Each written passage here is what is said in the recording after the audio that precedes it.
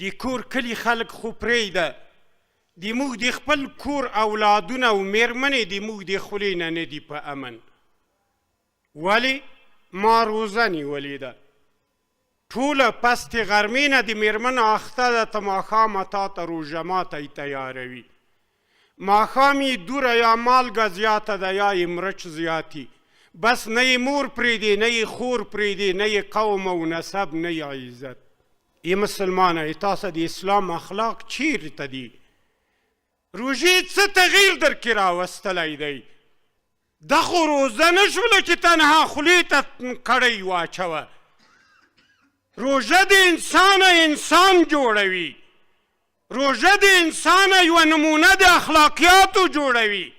روزه د انسان متقی و پرهیزګار جوړوي.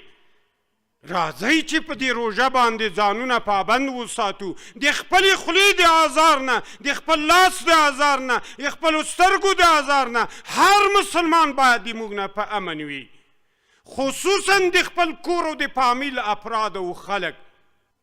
مه کوئ ورونو، یو پیشنهاد د ما واورئ.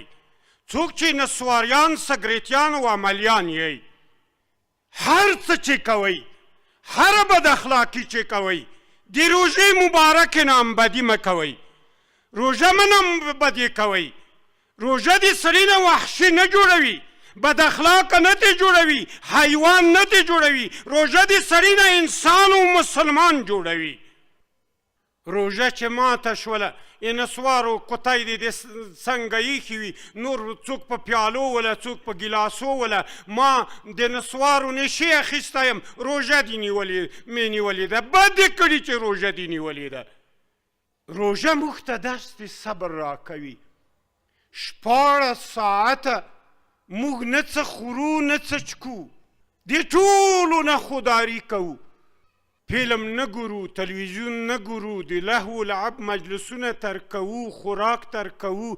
ښه اشتیا د چکو د خوړلو را سره شته ده، خو د ټولو نه خودداري کوم. دا د درس د صبر او د حوصلې دی که نه؟ ته دې وخته په 3 ورځې مخکې تا 3 ځله ډوډۍ او چای او اوبه خوړل. پرون او نن داسې روزه یې چې هیڅ شي ته چې هر څومره اشتیا درځي، هیڅ شي ته نه ورنږدې کېږي. لکه د خوراک نه دی چې ځان صبر کړی دی، د کنځاو بد اخلاقیو نه هم ځان داسې صبر که. خیر دی که د مېرمنې نه ډوډۍ یو 2 دقیقې ناوخته شوله. 14 ساعته د روژه نیولې، دا 14 ساعته او 14 دقیقې. قیامت به را نازل شي، 1 دقیقه که ډوډۍ ناوخته شوله، کاسه په دیګ ولي، دیګ په کاسه ولي. ای مسلمانانو، دا د روژې اخلاق نه دي، دا د مسلمان اخلاق نه دي. اچا چې د تا دپاره روژه ماتی تیار کړی، هغو هم روزه نیولې ده، هغه هم مسلمانه ده، هم د پیغمبر امتی ده، هغه هم د الله مینځه ده. دومره ظلم و ستم و ناروا.